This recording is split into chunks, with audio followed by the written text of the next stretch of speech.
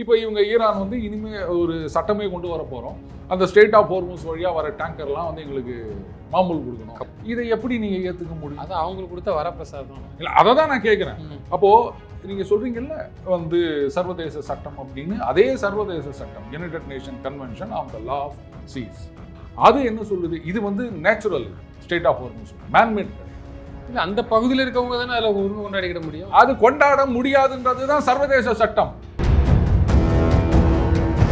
இன்னைக்கு அமெரிக்காவுடைய வெப்பனரி, அந்த F-35 ஆகட்டும், இல்லை வந்து அந்த பேட்ரியாட்டில் இருக்க இன்டர்செப்டர் ஆகட்டும், எல்லாத்துலேயும் சைனாவுடைய ரேர் எர்த் எலிமெண்ட்ஸ் தான் இருக்குது. அது இல்லைன்னா எதுவுமே வந்து மூவ் ஆகாது. ஸோ அடிக்கிறவன், திருப்பி அடிக்கிறவன், அடி வாங்குறவன், எல்லாத்துலேயும் வந்து சைனாவுடைய ஒரு பார்ட் இருக்கின்றது. இன்னமும் ஈரான் இடத்துல வந்து மிசைல்ஸ் இருக்கு, ட்ரோன்ஸ் இருக்கு. ஆனால் அதை சக்ஸஸ்ஃபுல்லாக அவங்க வந்து கவுண்டர் பண்ணிட்டு இருக்காங்க. ஒரேடியா 100% அப்படின்றது எதிர்பார்க்க முடியாது. ஆனால் விரைவிலேயே வந்து நீங்க ஸ்டேட் ஆஃப் ஹோர்முஸை மூடிட்டு இது மாதிரி வம்பு பண்ணிட்டு இருந்தீங்கன்னா, எனக்கு வந்து 2 மில்லியன் கொடு, அத்தை கொடு, இட்ட கொடுன்னு ரொம்ப கொச்சல் குத்திங்கன்னா, இப்போ நீங்கள் வந்து உங்களுக்கு காசு கொடுக்குறவங்க இல்லை வேணுங்கிறவங்க ஃப்ரெண்ட்லி கண்ட்ரிஸ் அவங்களெல்லாம் மட்டும் அலோவ் பண்ணுறீங்க, மற்றவங்கள அலோவ் பண்ணக்கூடாதுன்னு சொல்கிறீங்க. ரைட், ஆயில் போகுது இல்லை ஈரானோடது, நான் அதை நிறுத்தினேன்னா நிறுத்துங்க. அவங்க அதானே சொல்கிறாங்க, முடிஞ்சதை பண்ணிக்கன்னு சொல்கிறாங்க. இதுதான் இப்போ ட்ரம்ப் ஒரு போஸ்ட் போட்டிருக்காரு. அதில் வந்து ரொம்ப காட்டமாக அவர் சொல்லியிருக்காரு, இது வரைக்கும் வந்து நாங்கள் அதை பண்ணாமல் இருந்தோம், வி வில் ஆப்லிட்ரேட் அப்படின்றாரு. ஒன்றும் இல்லாமல் இருந்த தடம் தெரியாமல் அடித்து விடுவோம். கர்க ஐலாண்டில் பயங்கரமான பாம்பிங் நடந்தது. ஆனால் இந்த ஆயில் ஸ்டோரேஜ் ஃபெசிலிட்டியோ பைப் லைனோ கையே இருக்காது. அதுக்கு 100 மீட்டர் தள்ளி தான் வந்து எல்லாமே நடந்தது. சொன்னார், நான் இதை செய்யலை, ஆனால் இந்த அளவுக்கு என்ன ஃபோர்ஸ் பண்ணாதீங்க, ஏன்னா அதை அடித்து நொறுக்கிட்டாங்கன்னா இதில் அவங்க அரையும் குறையுமா விட்டு போனாங்கன்னு சொன்னால், அதுக்கப்புறம் அமெரிக்காவை ஒரு பையம் மதிக்க மாட்டான். சவுதியிலேருந்து அத்தனை பேரும் வந்து ஈரானுக்கு மாமூல் கட்ட வேண்டியிருக்கும். மிட்டம் எலெக்ஷனில் சுத்தமாக ஊற்றிக்கும். டெமோக்ராட்ஸ் வந்தாங்கன்னா அண்ணன் ட்ரம்ப்பை பதவி விட்டே தூக்கிடுவாங்க. அல்டிமேட்லி ட்ரம்ப்புடைய பதவி வந்து இப்போ கொஸ்டின்.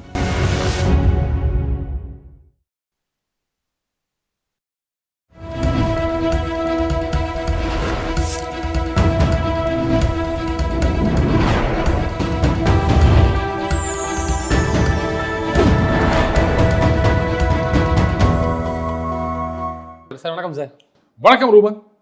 சார், இஸ்ரேல் ஈரான் போர் நம்ம தொடர்ச்சியாக பேசிட்டு வரோம். அந்த வகையில் தற்போதைய கல நிலவரத்தை பற்றி தங்களிடம் கேட்டு தெரிவித்து. அதாவதுங்க, பாகிஸ்தான்லேருந்து டெப்டி பிரைம் மினிஸ்டர்னு நினைக்கிறேன் இஷ்குதார், அவர் வந்து சைனா போயிருக்காரு. ஏன்னா அங்கேயும் பெர்மிஷன் கேட்டு வரணும். பாகிஸ்தானில் வந்து சவுதி, கட்டார், ஈஜிப்து, இல்லை கட்டார் இல்லை, டர்க்கின்னு நினைக்கிறேன், இவங்கெல்லாம் வந்து கூடி பேசியிருக்காங்க. அதுக்கப்புறம் சைனாவோட போயிருக்காங்க. இப்போது சைனா என்ன பண்ணுவாங்கன்னு நீங்கள் நினைக்கிறீங்க? ஈரான் சண்டை போடாது அப்படின்வாங்களா? சுப்பேற்றி விடுவாங்க, இல்லாட்டா ஏதாவது ஆயுதம் கொடுப்பாங்க? இல்லை, 2 விஷயத்தில் சிக்கல். அதாவது சைனா வந்து ஈரானை பார்த்து, இது பாருங்கள், நீங்கள் இப்படிலாம் பண்ணாதீங்க, சண்டையை நிறுத்துங்க அப்படின்னு சொன்னாங்கன்னா, ஏன்னா இவ்வளோ நாளாக நான் வந்து உனக்கு கன்செஷன் ரேட்டில் வந்து ஆயிலை குத்துருந்தேன், எல்லாம் பண்ணியிருந்தேன், அந்த காசுக்கு, ஆயில் விற்ற காசுக்கு எல்லாம் சைனாலேருந்து தான் சாமான் வாங்கியிருந்தாங்க. ஏன்னா பெரும்பாலும் அவங்க வெளிலலாம் வாங்க முடியாது, நிறைய சாங்ஷன்ஸ் இருந்தது. அப்போது ஆயிலை குத்துட்டு அதுக்கு பதிலாக அவங்ககிட்ட சாமானை வாங்கியிருந்தோம். இவ்வளோ சண்டை ஆரம்பித்த பிறகு கூட வந்து டேங்கராக அவங்களுக்கு எல்லாத்தையும் காலி பண்ணி அமுச்சு வச்சேன். இப்போ நீ என்னடா சண்டையை நிறுத்துன்னு சொல்கிறியான்னு கேட்பாங்களா மாட்டாங்களா? சைனா சொல்லுது அப்போ சண்டை நிறுத்துங்கன்ட்டு ஒரு பாசிபிலிட்டி சொல்கிறேன். சொன்னால் கேட்பாங்களா மாட்டாங்களா? இவ்வளோ நாளாக என்கிட்ட வந்து நீ வந்து கம்மியாக காசு நீ வாங்கிக்கிட்டு இப்போ என்கிட்டயே வந்து சண்டையை நிறுத்துன்னு சொல்கிறியா, எனக்கு சப்போர்ட் வரமாட்டியா நீ கேட்பாங்க. இல்லை நீ சண்டை நிறுத்தாத, நீ தொடர்ந்து போடு அப்படின்னு சொன்னால் அடி வாங்குறது யார்? நான் தானே. நீ அடி வாங்க போகிற. இதில் சைனாவோட சிச்சுவேஷனை பார்க்கணும். ஈரானில் இருக்கிற அந்த மிசைல் டெக்னாலஜி இதிலெல்லாம் வந்து சைனாவுடைய பங்கு இருக்கின்றது. அண்டு முக்கியமாக சைனாவுடைய அந்த ரேர் எர்த் எலிமெண்ட்ஸ் இதெல்லாம் நிறைய இருக்குது. அதே மாதிரி இன்றைக்கி அமெரிக்காவுடைய வெப்பனரி, அந்த F-35 ஆகட்டும், இல்லை வந்து அந்த பேட்ரியாட்டில் இருக்க இன்டர்செப்டர் ஆகட்டும், எல்லாத்துலேயும் சைனாவுடைய ரேர் எர்த் எலிமெண்ட்ஸ் தான் இருக்குது. அது இல்லைன்னா எதுவுமே வந்து மூவ் ஆகாது. ஸோ அடிக்கிறவன், திருப்பி அடிக்கிறவன், அடி வாங்குறவன், எல்லாத்துலேயும் வந்து சைனாவுடைய ஒரு பார்ட் இருக்கின்றது. இதில் வந்து ஈரான் ஜெயிக்க முடியாது அப்படின்னு சொன்னால் சில பேருக்கு கோபம் வருது. என்ன சார் நீங்கள் வந்து அமெரிக்காவுக்கு ஓவராக சப்போர்ட் பண்ணுறீங்க, ஈரானை வந்து இது மாதிரி ஒதுக்கி தள்ளுறீங்களே அப்படின்னு. இப்போது அந்த சிஎஸ்கே வெர்சஸ் ஆர்ஆர் மேட்ச் எடுத்துப்போம். இவங்க வந்து முக்கி எல்லா விக்கெட்டையும் விட்டு 90 100 தொடுவாங்களா அப்படின்னே கஷ்டமாக இருந்தது. அவங்க வெளுன்னு வெளுக்கிறாங்க ஆர்ஆர். அந்த நேரத்தில் போயிட்டு ஆர்ஆர் தான் ஜெயிக்கும் அப்படின்னு சொன்னால், என்ன சார் நீங்கள் சிஎஸ்கேக்கு எதிராக பேசுகிறீங்க, ஆர்ஆருக்கு ஆதரவாக பேசுகிறீங்க அப்படின்னு கேட்டால் நான் என்னத்தை சொல்ல முடியும்? ஏங்க மேட்ச் என்ன மாதிரி இருக்குதோ அதை தானேங்க நான் சொல்ல முடியும். அவங்க ராஜஸ்தான் ராயல் அடி நடிச்சுன்னுக்கிறாங்க. அப்போ போயிட்டு இல்லை இவங்க தோத்துருவாங்க, சிஎஸ்கே தான் ஜெயிக்கும் அப்படின்னு நான் சொல்ல முடியுமா? என்னதான் நான் வந்து சிஎஸ்கேக்கு விசில் போட்டாலும் நடக்கிறத தானே நான் சொல்ல முடியும். இல்லை இப்போ நியாயம் யார் பக்கம் இருக்குங்கிறத பார்க்கறத தாண்டி யார் களத்தில் ஜெயிக்க போகிறா, சண்டை வந்துருச்சு அதான் பார்க்கணும். இது நியாயம் அநியாயம் பற்றி இதுதான் நான் சொல்லிட்டேன். 2 பக்கமும் நியாயம் இருக்கின்றது, 2 பக்கமும் அநியாயம் இருக்கின்றது. ஏன்னா இஸ்ரேலை ஒழிச்சு கட்டுவேன் அப்படின்னு ஈரான் சொல்கிறது தப்பு. அதை வந்து யாராலையும் இது பண்ண முடியாது. அதே மாதிரி இவங்க அந்த ஸ்கூலில் குண்டு போட்டது அப்படின்றதும் தப்பு. அதையும் வந்து யாராலையும் இது பண்ண முடியாது. இப்போ இவங்க ஈரான் வந்து இனிமேல் ஒரு சட்டமே கொண்டு வர போகிறோம், அந்த ஸ்ட்ரெய்ட் ஆஃப் ஹோர்முஸ் வழியாக வர டேங்கர்லாம் வந்து எங்களுக்கு மாமூல் கொடுக்கணும், கப்பம் கட்டணும். இது எப்படி போட்டாங்களே, இதை எப்படி நீங்கள் ஏற்றுக்க முடியும்? அது அவங்களுக்கு கொடுத்த வரப்பிரசாதம். இல்லை, அதை தான் நான் கேட்குறேன். அப்போது நீங்கள் சொல்கிறீங்கல்ல வந்து சர்வதேச சட்டம் அப்படின்னு, அதே சர்வதேச சட்டம் United Nation Convention on the Law of Seas, அது என்ன சொல்லுது? இது வந்து நேச்சுரல், இது ஸ்டேட் ஆஃப் ஹோர்முஸ் மேன்மேட் கிடையாது. இல்லை, அந்த பகுதியில் இருக்கவங்க தானே அதில் உரிமை கொண்டாடிக்கிட முடியும். அது கொண்டாட முடியாதுன்றது தான் சர்வதேச சட்டம். இனி நீ வந்து அமெரிக்கா சர்வதேச சட்டத்தெல்லாம் கரெக்டாக ஃபாலோ இப்போ நீங்க அடுத்தவங்களை கேள்வி கேட்கும்போது நாம யோகியமா இருக்கோம். இப்போ 2 பேருமே வந்து யோகியமா இல்லைன்னு புரியுது. இதுல வந்து யார் பக்கம் நியாயம் யார் பக்கம் அநியாயம் இப்படின்னு பஞ்சாயத்து தீர்ப்பு சொல்லி என்ன ஆக போகுது உங்களுக்கு? இப்போ சண்டை நடக்குது, சண்டையும் சரி, அப்ப நம்ம களமாவே பார்ப்போம். சண்டைப்பா கரெக்ட். ஓகே, இப்போ சமீபத்தில் அந்த இஸ்பஹான் இந்த மாதிரி இடத்துலலாம் போட்டு நொறுக்கி தள்ளி இருக்காங்க அமெரிக்காவும் இஸ்ரேலும். ஈரானும் பதிலுக்கு தாக்குதல் நடந்திருக்கிறது. 85 86 லேட்டஸ்ட் நம்பர் என்னன்னு தெரியல. அதில் பார்த்தீங்கன்னா அந்த தாக்குதல் நடத்தப்பட்ட இடம் ஈரானில், அது வந்து எய்தர் அந்த மிசைல் ஸ்டோரேஜாக இருக்கலாம், இல்லை அம்யூனிஷன் டெப்போவாக இருக்கலாம். ஏன்னா செகண்டரி எக்ஸ்ப்ளோஷன் சொல்கிறாங்க. நீங்கள் குண்டு போடும்போது டொம்முன்னு வெடிக்கும். இன்னைக்கு கூட பங்கர் பஸ்டர் போட்டிருக்காங்க. அதான் குண்டு போடும்போது வெச்சுதுன்னு சொன்னால் ரைட்டு, அந்த குண்டு போய் வெச்சுது, ஏதோ டேமேஜ் ஆச்சுன்னு சொல்லலாம். குண்டு வெச்சு முடிச்சிட்ட பிறகு அதுக்கப்புறம் கொஞ்சம் கேப் விட்டு டமடமா அப்படின்னு வச்சிருந்ததுன்னா, டேய் நீ விட்ட ராக்கெட்டு எவன் வீட்லையோ பட்டாசு வச்சிருந்துக்கிறான், அங்கே போய் ஊந்துச்சு, அதனால தான் ராக்கெட் முடிஞ்ச பிறகும் அங்கே பட்டாசு வெடிக்குது, நம்ம சொல்கிறோமா இல்லையா? ஸோ அந்த இடத்துல either missiles or ammunition depot இருந்திருக்கு. அதையெல்லாம் தேடி பிடிச்சி அவங்க அடித்து நொறுக்கிட்டு இருக்காங்க. இன்னமும் ஈரான் இடத்துல வந்து மிசைல்ஸ் இருக்குது, ட்ரோன்ஸ் இருக்குது. ஆனால் அதை சக்ஸஸ்ஃபுல்லாக அவங்க வந்து கவுண்டர் பண்ணிட்டு இருக்காங்க. ஒரேடியாக 100% அப்படின்றது எதிர்பார்க்க முடியாது. ஆனால் விரைவிலேயே வந்து அவங்களுடைய வார் மேக்கிங் கெப்பாசிட்டி அப்படின்றத நல்லிஃபை பண்ணக்கூடிய அளவுக்கு அமெரிக்காவும் ஈரானும் அமெரிக்காவும் இஸ்ரேலும் நடவடிக்கை எடுப்பாங்க. அப்போ ட்ரம்ப்பே ஒரு பக்கம் புலம்புறாரு, இப்போ பேச்சை மாத்துறாரு. அங்கே உள்ள அமைச்சர்கள்ட்ட ஒன் பேச்சை கேட்டு தான் நானே போர் நடத்தினேன் அப்படிலாம் இதெல்லாம் வந்து உள்நாட்டு இப்போ கிளர்ச்சியும் ஏற்படுறாங்க. ட்ரம்ப் வந்து பேசுறது என்ன ஒன்றா சொல்லட்டேங்க. ஒரு பக்கம் வந்து பூட்ஸ் ஆன் த கிரவுண்ட் அப்படின்வாரு, இன்னொரு பக்கம் இவர் வந்து பீட்டர் ஹெக்ஸெத் வந்து இல்லை பூட்ஸ் ஆன் த கிரவுண்டே தேவையில்லை அப்படின்வாங்க. இதெல்லாம் வந்து மற்றவங்களை கன்ஃபியூஸ் பண்ணுறது ரூபன். இந்த பக்கம் கையை போடுறது ஒரு ஸ்ட்ராட்டஜி. இப்போது நடுவில் சொன்னாங்கல்ல 5 நாள் நிறுத்தணும்னு சொன்னாங்க, அப்புறம் இன்னொரு 10 நாள் அப்படின்னு சொன்னார். இந்த 15 நாளும் அங்கே குண்டே ஓடலையா, போட்டாங்களா இல்லையா? அப்போ இதுக்கு என்ன சொல்லுவீங்க நீங்கள்? இல்லை அவர்கிட்ட போய்ட்டு என்ன நீ 5 நாள் வந்து வெயிட்டிஸ்ன்னு சொல்லிட்டு குண்டு போடுற அப்படின்னு கேட்க முடியுமா? இதுதான் வந்து அவங்களுடைய ஸ்ட்ராட்டஜி அப்படின்றது. இந்த பக்கம் ஒன்று சொல்லுவாங்க, அந்த பக்கம் இன்னொன்று செய்வாங்க. தலைமை போகிற போக்கில் அப்படியே இந்த வளைகுடா நாடுகள் மேலே தலையில் தூக்கி வைக்கிறாங்களா, பாதிப்புக்கு நீங்களும் பொறுப்பேற்றுக்கிடுங்க. நிச்சயமா. சரி, அவர் சொல்கிற ஒரு விஷயத்தை வந்து நீங்கள் அக்செப்ட் பண்ணி ஆகணும். அவர் என்ன சொல்கிறாரு, இது பாருங்கள், இந்த ஸ்ட்ரெய்ட் ஆஃப் ஹோர்முஸ் வழியாக டேங்கரு, இது கேஸாக இருக்கட்டும், இல்லை வந்து குரூட் ஆயிலாக இருக்கட்டும், இல்லை வந்து வேறு ஹீலியம் இதுவாக இருக்கட்டும், எங்களுக்கு வருது கிடையாது தம்பி, எல்லாம் உங்களுக்கு சைனாவுக்கு வருது, இங்கே இருக்கிற. ஆனால் அதில் இந்தியா பேரை சொல்லலை அவர். ஜப்பானுக்கு போகுது, சைனாவுக்கு போகுது, சவுத் கொரியாவுக்கு போகுது. இல்லை இந்தியாவுக்கும் வருது. ஆனால் அவர் இந்தியா பேரை சொல்லலை. ஈவன் இந்த நேவல் ஃபோர்ஸஸ் அனுப்புங்கிற போது இந்தியா பேரை சொல்லலை அவர். ஏன்னா நம்ம ஆல்ரெடி நம்ம அனுப்பிச்சிட்டோம். நம்மளுடைய ஷிப்புக்கு வந்து நம்மளுடைய நேவி போயிட்டு எஸ்கார்ட் பண்ணி தான் கூப்பிட்டு வருது. அதனால் இந்தியாவை வந்து அவர் கான்ஷியஸாக தான் அந்த பேரை சொல்லாமல். இல்லை அவர் அழைச்சது வந்து உங்கவுங்க கப்பலுக்கு பாதுகாப்பு உங்க நாட்டு எஸ்கார்ட் போட்டு போங்கன்னு சொன்னாரா, இல்லை ஈரான் அட்டாக் பண்ணுறதுக்கு எல்லா கப்பலுக்கும் அட்டாக் பண்ணுறதுக்கு கிடையாது, அது வந்து செகண்டரி. என்ன சொன்னார், ஸ்ட்ரெய்ட் ஆஃப் ஹோர்முஸ் இதை திறக்கணும், இதுக்கு வந்து யுனைடெட் கிங்டம், பிரிட்டன், பிரான்ஸு, அதுக்கப்புறம் south Korea, Japan, China and other countries அப்படின்னு சொன்னார். யாரும் அனுப்ப போகிறதில்ல, அது வேற விஷயம். ஸோ அவர் சொல்கிறது கரெக்டு தானே, இது வழியாக அமெரிக்காவுக்கு ஒன்றும் வரப்போகிறது கிடையாது. அப்படி இருக்குச்ச உங்களுக்கு வருது, நீங்கள் தானே இது திறக்கிறதுல வந்து இதுவாக இருக்கணும். இப்போ ஸ்ட்ரெய்ட் ஆஃப் ஹோர்முஸை மூட்டாங்கன்னு வச்சுக்கோங்க, சைனாவுக்கு ஆயில் எங்கேருந்து வரும், சவுத் கொரியாவுக்கு ஹீலியம் எங்கேருந்து வரும்? எதிரியை தவிர தெரியாதுக்கு நாங்கள் திறந்து தான் வச்சுருக்கோங்கிறாங்க. சரிங்க, நீங்கள் சொல்கிறீங்க, இப்போ நாளைக்கு அமெரிக்காவே வந்து என்ன உனக்கு வேணுங்கிறவங்களுக்கு மட்டும் விட்டுனுங்கிற, எங்களுக்கு விட்டுனு விட மாட்டேன்ற, நாங்கள் திருப்பி சொல்லிவிட்டாங்க. அது நாளைக்குன்னு சொல்கிறத விட அங்கே சொல்லியாச்சு, டிக்ளேர் பண்ணியாச்சு, எதிரிக்கு நான் கிடையாது, மித்தவங்களாம் போட்டு அப்படிங்கிற. சரி ரைட்டுங்க, இது எத்தனை நாளைக்கு இந்த மாதிரி நடக்கும்? இந்த கர்க் ஐலாண்ட் ஒன்று இருக்குது, அது வழியாக தான் வந்து இப்போது எல்லாரும் நினச்சிட்டு இருக்காங்க அங்கே வந்து அது தமத்துண்டு ஐலாண்டு, ஏதோ கிட்டத்தட்ட ஒரு 20-22 ஸ்கொயர் கிலோமீட்டர் அப்படின்னு சொல்கிறாங்க.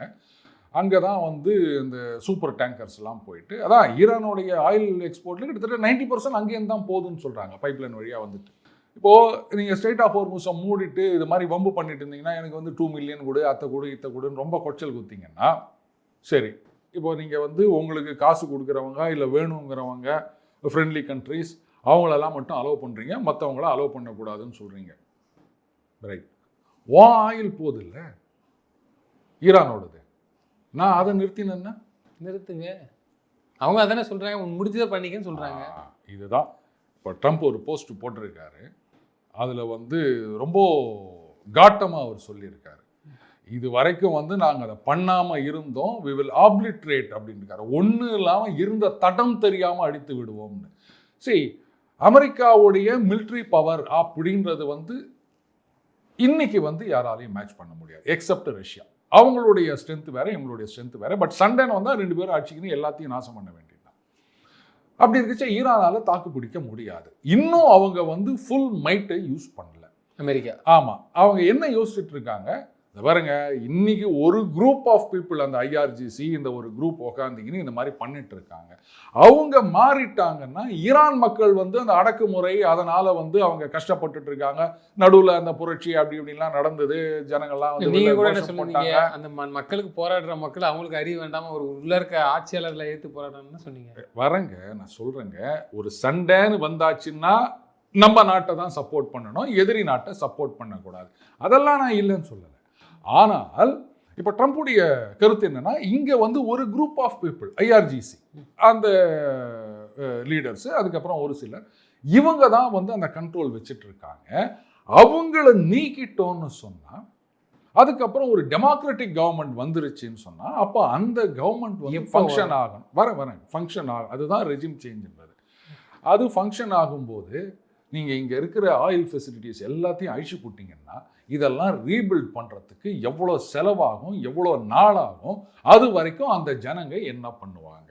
அந்த எலக்ட்ரிசிட்டி இன்ஃப்ராஸ்ட்ரக்சர் அதை வந்து அழிக்க போகிறேன்னு சொன்னார். அதுக்கப்புறம் தான் அந்த 5 நாள் பாஸ் விட்டார். பட் இந்த 15 நாள்லையும் அதில் பெருசாக கை வைக்கல. இஸ்ரேல் மட்டும் ஏதோ சின்னதாக எங்கேயோ ஒரு டேமேஜ் பண்ணியிருக்காங்க. அதுக்கப்புறம் ஏதோ ஒரு வாட்டர் ஃபெசிலிட்டியை ஒன்று அழிச்சிருக்காங்க. பட் அதில் அவர் கை வைக்கலை. இந்த கர்க் ஐலாண்ட், அங்கே இருக்கிற ஃபெசிலிட்டி எல்லாம், கர்க் ஐலாண்டில் பயங்கரமான பாம்பிங் நடந்தது. ஆனால் சொல்லி அடித்தார், அந்த ஆயில் ஃபெசிலிட்டி, பைப்லைன், ஏர்போர்ட், அந்த ரன்வே இருக்குது பாருங்கள், அதை சுத்தமாக நொறுக்கி தள்ளிட்டாங்க. ஸோ தட் அங்கேருந்து எதுவும் ரிலீஃப் எதுவும் வரக்கூடாது அப்படின்றதுக்காக. ஆனால் இந்த ஆயில் ஸ்டோரேஜ் ஃபெசிலிட்டியோ பைப்லைனோ கையே வைக்கலை. அதுக்கு 100 மீட்டர் தள்ளி தான் வந்து எல்லாமே நடந்தது. சொன்னார் அவர், நான் இதை செய்யலை, ஆனால் இந்த அளவுக்கு என்னை ஃபோர்ஸ் பண்ணாதீங்க. ஏன்னா அதை அடித்து நொறுக்கிட்டாங்கன்னா அதுக்கப்புறம் ஈரானால் எந்த எக்ஸ்போர்ட்டையும் பண்ண முடியாது, காசு வராது, அடுத்த மாதம் சம்பளம் கொடுக்கறதுக்கு நீங்கள் எங்கே போவீங்க? அதை பண்ணிட்டு இவங்க நினைச்ச மாதிரி, அமெரிக்கா நினைச்ச மாதிரி அவங்களுக்கு வேண்டப்பட்ட ஆளை உள்ளே போட்டு மாற்றி உள்ளே போட்டாலும் காசுக்கு எங்கே போவீங்க? அமெரிக்கா என்ன காசு கொடுத்துட்டே இருக்குமா? ஆயில் இருந்தாலும் விற்று காசு கொடுக்கல. இப்போ வெனிசுவேலாவில் அப்படி தானே பண்ணாங்க. அந்த ஆயிலெல்லாம் நாங்கள் டேக் ஓவர் பண்ணிக்கிறோம், ஃப்ரெஷ்ஷாக இன்வெஸ்ட்மெண்ட் கொண்டு வரோம், அந்த மராமத்தெல்லாம் பண்ணி அதை ரிவைவ் பண்ணுறோம். ஏன்னா அவங்களுடைய கெப்பாசிட்டினது அதிகம், அந்த அளவுக்கு இவங்க இப்போ ப்ரொடியூஸ் பண்ணலை. ஸோ அதை நாங்கள் பண்ணுறோம் அப்படின்னு சொல்லியிருக்காரு. நீங்கள் எல்லாத்தையும் தரமட்டமாக்கிட்டீங்கன்னா என்ன பண்ணுவீங்க? ஒரு நாட்டில் வந்து யார் தலைவராக இருக்கணும், இருக்கக்கூடாது அப்படின்னு வந்து அமெரிக்கா முடிவு பண்ணுறது சரியா தப்பான்னு கேட்டால் தப்பு தான். நீ யார் வந்து அங்கே எவன் இருக்கணும்னு சொல்கிறது? நான் இல்லைன்னு சொல்லலை. அதே சமயத்தில் ஒரு நாடு இருக்கணுமா வேண்டாமா அப்படின்னு ஈரான் தான் முடிவு பண்ணணும்னு சொன்னால் அதுவும் தப்பு தான் இல்லையா? எல்லா நாட்டையுமே அப்படி சொல்கிறாங்க. இல்லை இஸ்ரேலில் சொன்னாங்கன்னா என்ன செஞ்சுட்டாங்களா என்ன? அவங்க தாக்கப்பே இவங்க பதிலுக்கு தாக்குறாங்க. ரூபன், இந்த அணுகுண்டு அப்படின்றது யாருக்கு எதிராக ஈரான் தயாரிக்கணும்னு நினைக்கிறாங்க, அதை சொல்லுங்க. அவங்க நாட்டு அவங்க மேலே யார் தாக்குதல் பண்ணாங்கன்னா அவங்களுக்கு பண்ணுவாங்க, இந்தியா வச்சிருக்க மாதிரி. அப்படியா? சரி. அதாவது இன்னைக்கு சவுதியிலேருந்து மற்ற எல்லா நாடுகளும் ஈரானை வந்து 2ல் 1 பார்த்துடணும் அப்படின்னு முடிவுக்கு வந்திருக்காங்க. எதுக்காக? ஈரான் கிட்ட அணுகுண்டு வந்ததுன்னு சொன்னால் எங்களுக்கெல்லாம் அது வந்து எட்டர்னல் த்ரெட்டு. அப்போது உங்கள் பக்கத்தில் இருக்க நாடுகள், அவங்களும் இஸ்லாமிய நாடுகள், ஆர்கனைசேஷன் ஆஃப் இஸ்லாமிக் கோஆப்ரேஷனில் நீங்கள் எல்லாருமே மெம்பர்ஸு, அவங்களே உங்களை பார்த்து பயப்படுறாங்கன்னா நீங்கள் இஸ்ரேலை விட்டு தள்ளுங்க. அது சொல்கிறத கேட்கவே கேட்காதீங்க சார். பயம் த்ரெட்டுன்னு சொல்லுங்கள். அவங்க தாக்குதல் பண்ணியிருக்காங்களா இல்லை இத்தனை வருஷமாக 40 வருஷமாக அந்த ரெஜிம் தான் இருந்தார் பண்ணியிருக்காங்க. நம்ம சொல்லியா பாகிஸ்தான் இருக்குது நமக்கு த்ரெட்டு தான். அங்கேயே இப்போ அமெரிக்காவே என்ன சொல்லியிருக்கு, அமெரிக்காவுக்கு மிகப்பெரிய ஆபத்து பாகிஸ்தானில் தான் வரப்போகுது, அணு ஆயுதம் அவ்வளோ இது பண்ணி வச்சிருக்காங்கன்னு சொல்லியிருக்காங்க. அப்போ தாக்க வேண்டியதுன்னா தாக்கி அழிச்சு இது பண்ண வேண்டியதுன்னா. சரி, இப்போ ஈராக் வந்து அணுகுண்டு தயாரிக்கணும்னு ஆரம்பித்தாங்க 81ல் நினைக்கிறேன். இஸ்ரேல் வந்து ரொம்ப சோக்காக வந்து அவங்களுடைய அந்த அணு தயாரிக்கும் இடத்த வந்து பாம் பண்ணிட்டு போயிட்டாங்க. அதுக்கப்புறம் ஈராக் வந்து அந்த பக்கமே போல, இது சரிப்பட்டு வராது அப்படின்னு சொல்லிட்டு. ஈரான் இவங்க ஆட்சிக்கு வந்ததுலேருந்து இவங்களுடைய ஒரே நோக்கம் இஸ்ரேல் அங்கே இருக்கக்கூடாது அப்படின்றது. இது வந்து நீங்கள் சொல்கிறீங்க சார் அணுகுண்டுன்றது எங்களை யாராவது அடிச்சா திருப்பி அடிக்கிறதுக்கு அப்படின்னு. அந்த பக்கம் ஹெஸ்புல்லா, இந்த பக்கம் ஹமாஸு, இவங்களுக்கெல்லாம் ஃபண்டிங் பண்ணிக்கின்னு அவங்களுக்கெல்லாம் ஆயுதத்தை கொடுத்துக்கின்னு இஸ்ரேலுக்கு எதிரான தாக்குதலை தொடர்ந்து நடத்திட்டு வருது யார்? ஈரான் தானே. அப்போது கையில் அணுகுண்டு இல்லாதப்பவே நீங்கள் இன்னொருத்தங்கிட்ட காசை கொடுத்து அவனுக்கு டார்ச்சர் பண்ணுன்னு கொச்சல் குத்துனுக்கிறீங்க. இன்னும் அணுகுண்டு வந்துச்சுன்னா சும்மா இருப்பீங்களா? 2 பேர் மேலேயும் தப்பு. இதில் நியாயம் அநியாயம் பார்க்கறதுக்கு இங்கே இடம் கிடையாது. புரியுதுங்களா? அப்படி சொல்லலாம். இதில் நான் அமெரிக்கா பண்ணுறது 100% நியாயம், இவங்க பண்ணுறது 100% அநியாயம் என்றைக்குமே சொல்லலையே. அப்புறம் ஏன் உங்களுக்கு இந்த சந்தேகம் வருது? பாருங்க, இவங்க ஜெயிக்கவே மாட்டாங்க அப்படின்னு சொன்னால் இன்னும் நீங்கள் சப்போர்ட் பண்ணுங்க. பார்த்தாலே தெரியுது அமெரிக்காவை எதிர்த்து இவங்களால ஜெயிக்க முடியுமா? உடனே சொல்லிட்டு போகலாம், ஈரான் வந்து அடித்து நொறுக்கி விட்டது, அமெரிக்க படைகள் இதுவாயிடுச்சு, இத்தனை பேர் செத்து போயிட்டாங்க, ட்ரம்ப் பின்வாங்குகிறார், எல்லாம் சொல்லிட்டு போகலாம். அல்டிமேட்லி நாளைக்கு எல்லாம் முடியும் போது என்ன ரிசல்ட் வருதுன்னு தெரியும் போது அப்போ மூஞ்ச எங்கே கொண்டு போய் வச்சுப்பேன் நான்? இன்னைக்கு ட்ரம்ப் இதுலேருந்து பின்வாங்கினார் அப்படின்னு சொன்னால் அத்தோட அமெரிக்கா அழிஞ்சுது. ஏன்னா இவங்க வந்து அந்த மாமூல் குடுன்னு ஆரம்பிச்சிருவாங்க, சட்டமே கொண்டு வந்தாச்சு. அடுத்தது சவுதியிலேருந்து எல்லாத்துக்கிட்டையும் கேட்பாங்க, இந்த மாதிரி உங்கள் சரக்கெல்லாம் 20% இந்த பக்கம் தான் போய் நிற்குது, நீங்களும் ஏதாவது எங்கள் ஒரு அமௌண்ட் கொடுங்க. கேட்பாங்களா மாட்டாங்களா? இல்லையா? என்ன நினச்சிருக்கிறீங்க, உங்கள் கப்பல்லாம் விட மாட்டேன்னாரு, காசு கொடுத்தாலும் விட மாட்டேன், என்ன பண்ணுவீங்க?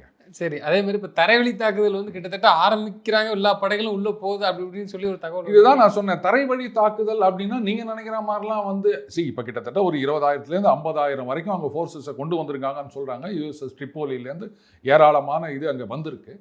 பட்டு கிரவுண்ட் ஃபோர்ஸஸ் உள்ளே போகுமா அப்படின்றது வந்து அது பேஸ்ட் ஆன் ஸ்ட்ராட்டஜி. உடனே போகணுன்னு கூட அவசியம் கிடையாது.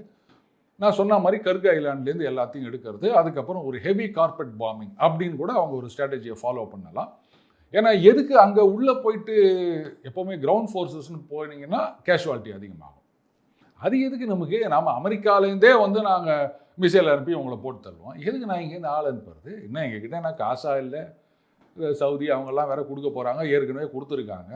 அப்புறம் என்ன, நாங்கள் பாட்டுக்கு பில்லு அவங்கக்கிட்ட கொடுத்துட்டு நாங்கள் பாட்டுக்கு இங்கே வந்து தீபாவளி வெடிச்சிட்ருக்கோம் அப்படின்னா என்ன பண்ணுவீங்க? இதை தான் நான் சொல்கிறேன், ரியாலிட்டின்னு ஒன்று இருக்குது.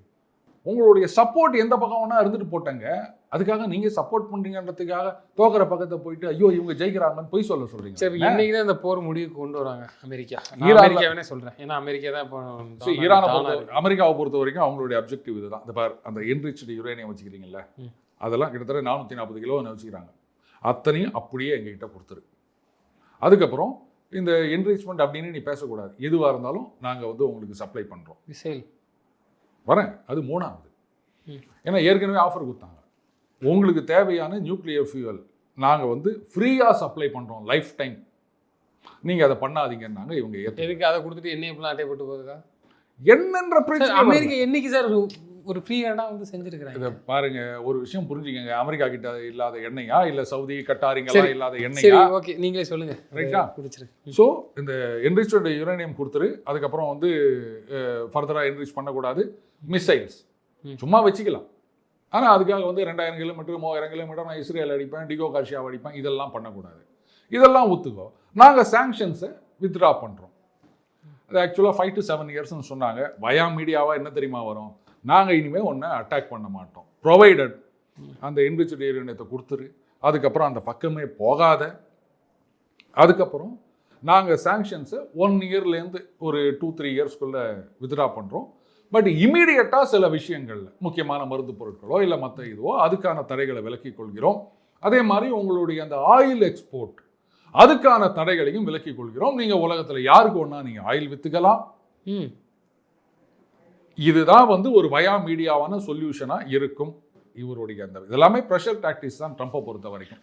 மிரட்டுறது கிரட்டுறது அப்படிங்கிறதெல்லாம் வந்து எதுக்கு ஆயிலை ஒட்டுமொத்தமாக நாசம் பண்ணிட்டு அதுக்கப்புறம் யார் அவங்களுக்கெல்லாம் வந்து இது பண்ணுறது இல்லையா? ஸோ அதுக்காக தான் பண்ணிட்டுருக்காரு. இவங்க ரொம்ப முரண்டு பிடிச்சிக்கின்னு இல்லை நான் இன்னும் வந்து அங்கே 4 குண்டை போடுவேன் இங்கே 4 குண்டை போடுவேன் அப்படின்னு சொன்னால் கார்பெட் பாம்பிங் தான் அவருடைய ஒரே இதுவாக இருக்கும். ஏன்னு கேட்டிங்கன்னா இதில் அவங்க அரையும் குறையுமாக விட்டுப்புட்டு போனாங்கன்னு சொன்னால் அதுக்கப்புறம் அமெரிக்காவை ஒரு பைய மதிக்க மாட்டான். சவுதியிலேருந்து அத்தனை பேரும் வந்து ஈரானுக்கு மாமூல் கட்ட வேண்டியிருக்கும். அவங்கெல்லாம் அமெரிக்காவில் எந்த இன்வெஸ்ட்மெண்ட்டும் பண்ண மாட்டாங்க.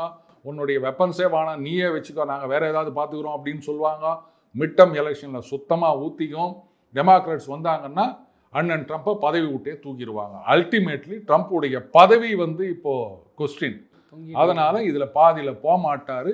இவங்க வந்து அந்த வயா மீடியா சொல்யூஷனுக்கு ஒத்து வரலன்னு சொன்னால் மிகப்பெரிய தாக்குதல். ஆல்ரெடி அது நடந்துட்டுருக்கு.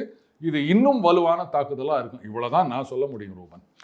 நிச்சயமாக சார். அதுவும் வரக்கூடிய காலங்களில் தெரிய வராது எந்த அளவுக்கு சுமூகமாக பேசி முடிக்கிறாங்கிறது. தொடர்ந்து தங்களது கருத்துக்களை பயணமிக்க நன்றி.